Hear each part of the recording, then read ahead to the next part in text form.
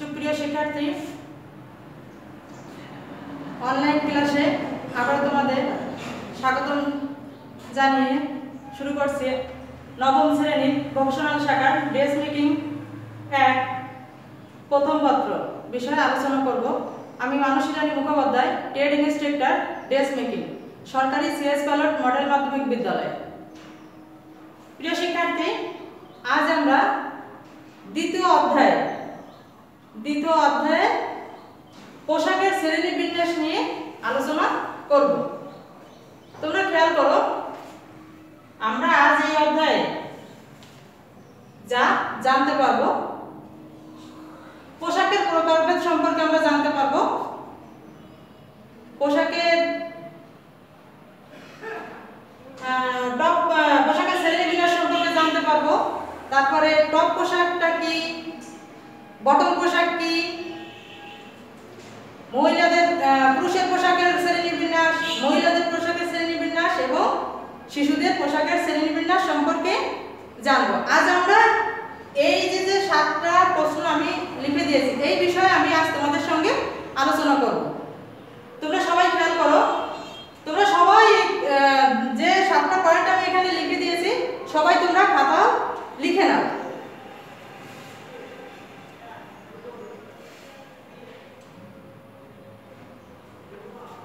তারপরে আমি তোমাদের লিখতে আমি তোমাদের সাথে একটু আলোচনায় আসি। যেহেতু আমরা এখানে প্রথমে কি বলেছি যে আজকে আমরা আলোচনা করব পোশাকের শ্রেণী বিন্যাস নিয়ে। আচ্ছা, তো তোমাদের কি খাতায় তো সবার কি তোলা হয়েছে?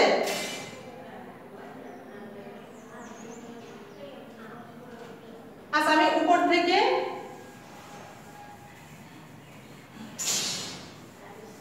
মুছতে থেকে তোমরা তুলে নাও।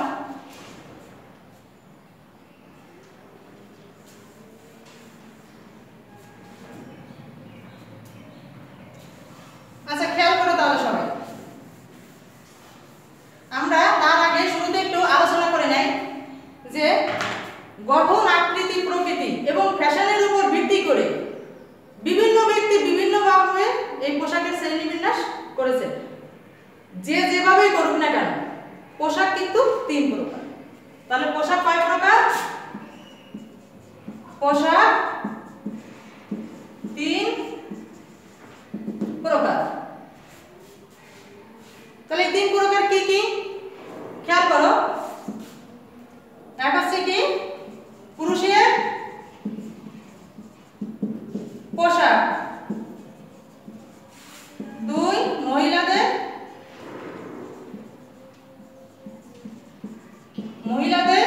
পোশাক, 3 শিশুদের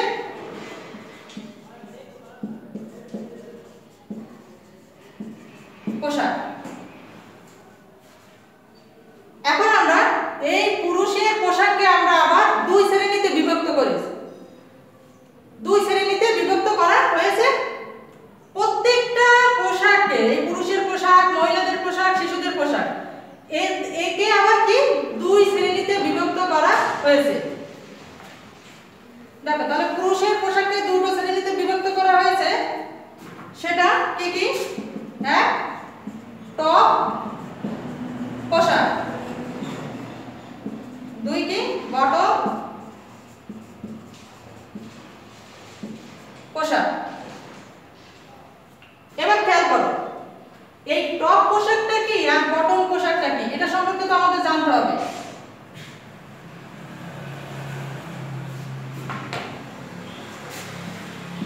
তোমরা সবাই খাতায় তুলে নাও। টপ পোশাক, টপ পোশাকটা হচ্ছে মাথা হতে কোমর পর্যন্ত আমরা যে পোশাক পরিধান করি তাকে আমরা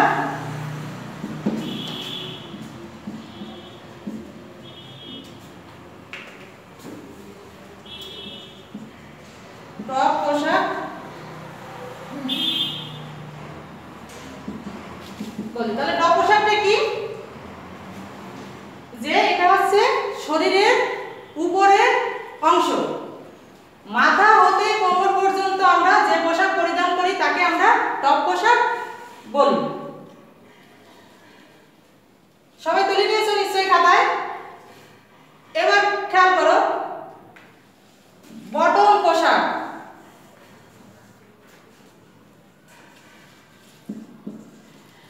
বটম পোশাক, বটম পোশাকটা হচ্ছে শরীরের নিচের অংশ, অর্থাৎ কোমর হতে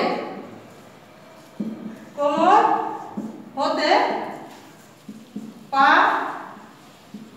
পর্যন্ত আমরা যে পোশাক পরিধান করি তাকে বটম পোশাক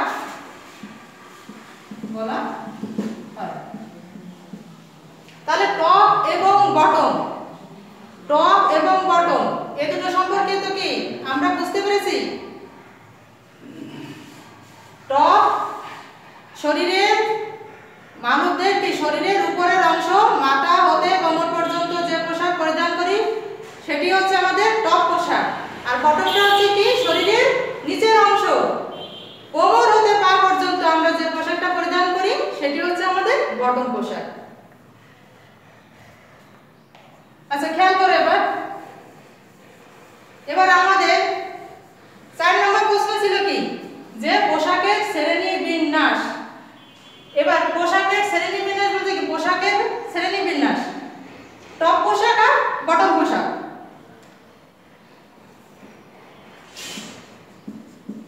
পোশাকের শ্রেণী বিন্যাস, পোশাকের শ্রেণী বিন্যাস প্রত্যেকটা পোশাকে আমরা কয়টি ভাগে বিভক্ত করেছি? দুটো ভাগে, একটা টপ আর একটি বটম পোশাক। টপ পোশাক, বটম পোশাক। এবার দেখো আমরা কি বলেছি যে টপ পোশাক শরীরের উপরের অংশ, কোমর মাথা হতে কোমর পর্যন্ত। তাহলে আমরা সেই পোশাকগুলোর আমরা নাম বলে ফেলি। কি কি হবে? কি কি বলো? শার্ট, তারপরে জ্যাকেট, টি শার্ট, তাই তো, তারপরে টাই ইত্যাদি। হ্যাঁ, এবার আমরা খেয়াল করি বটম পোশাক, সালোয়ার,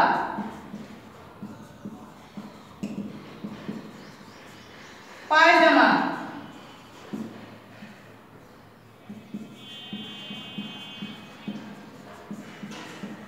ইজার প্যান্ট ইত্যাদি। তাহলে পুরুষের পোশাকের শ্রেণী বিন্যাসকে আমরা দুভাগে বিভক্ত করেছি, একটি টপ পোশাক, অন্যটি বটম পোশাক। টপ পোশাক উপরে মানে মাথা থেকে কোমর পর্যন্ত যে পোশাকগুলো, শার্ট, জ্যাকেট, টি শার্ট, টাই ইত্যাদি। বটম পোশাক কোমর হতে পা পর্যন্ত যে পোশাকগুলো, সালোয়ার, পায়জামা, ইজার প্যান্ট ইত্যাদি। ঠিক আছে, এবার খেয়াল করো 5 নম্বর প্রশ্নে ছিল পুরুষের পোশাকের শ্রেণী বিন্যাস। পুরুষের পোশাকের শ্রেণী বিন্যাস ঠিক একইভাবে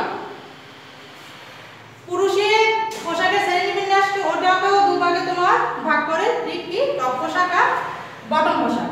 এভাবে তোমার 6, 5, 6, 7 যে পুরুষের পোশাকের শ্রেণী বিন্যাস, মহিলাদের পোশাকের শ্রেণী বিন্যাস, শিশুদের পোশাকের শ্রেণী বিন্যাস, ঠিক এই দুটো ভাগে ভাগে টপ পোশাক আর বটম পোশাক। তাহলে পুরুষের এখানে যদি মহিলাদের পোশাকের শ্রেণী বিন্যাস করা হতো সেক্ষেত্রে কি হতো? মহিলাদের এখানে টপ পোশাক কি কি শার্ট, জ্যাকেট, টি-শার্ট, হ্যাঁ, ব্লাউজ, এগুলো হচ্ছে কি মহিলাদের পোশাকের শ্রেণীবিন্যাস।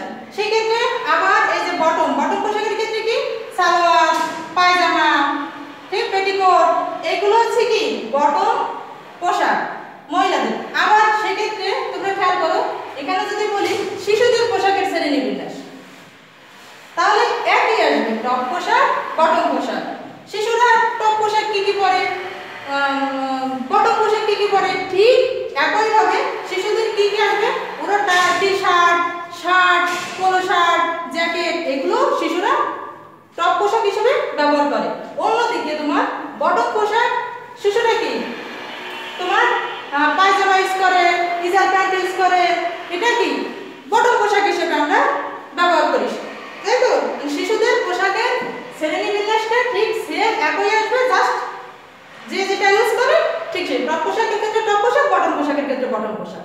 তো আজ এই যে তোমাদের 7টা প্রশ্ন খাতায় তোমরা তুলে নিয়েছো, তো এটা তোমরা বাসায় বসে বারবার করে তোমরা এটা দেখবে, বারবার করে পড়বে এবং দ্বিতীয় অধ্যায় তোমাদের সম্পূর্ণ বিস্তারিতভাবে আমি যেভাবে বুঝেছি ঠিক ওইভাবে তোমরা ডিডিং এর মতন পড়বে, জানবে, প্রত্যেকটা অ্যানসারই ওখানে পেয়ে যাবে। আর পরবর্তী তোমাদের বাড়ির কাজ থাকবে, এই অধ্যায় থেকে তোমরা সবাই খাতায় তুলে নাও তোমাদের জন্য বাড়ির কাজ।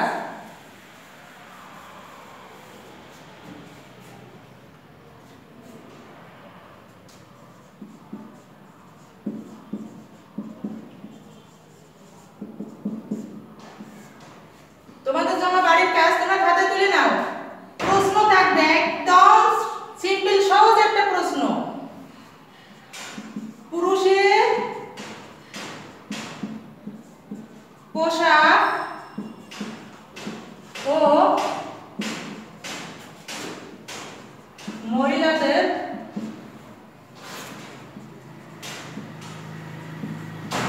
পোশাকের পার্থক্য লিখো। একদম সহজ একটা প্রশ্ন তোমাদের বাড়ির কাজের জন্য দিয়েছি, তোমরা অবশ্যই এটা পড়বে এবং খাতায় লিখবে। তো আজ এই পর্যন্ত, সবাই ভালো থেকো, সুস্থ থেকো। আবারও বলছি, তোমরা সবাই ঘরে থেকো এবং বাইরে প্রয়োজন ছাড়া কখনোই বাইরে বের হবে না। আর বাইরে বের হলে কখনো যদি বাইরে প্রয়োজনের তাগিদে বের হতে হয়, অবশ্যই তোমরা মাস্ক পরিধান করবে, স্বাস্থ্য সচেতনতা মেনে চলবে। সবাইকে ধন্যবাদ। কালকে সে মানসিক আজকে কি বলা হয়েছে?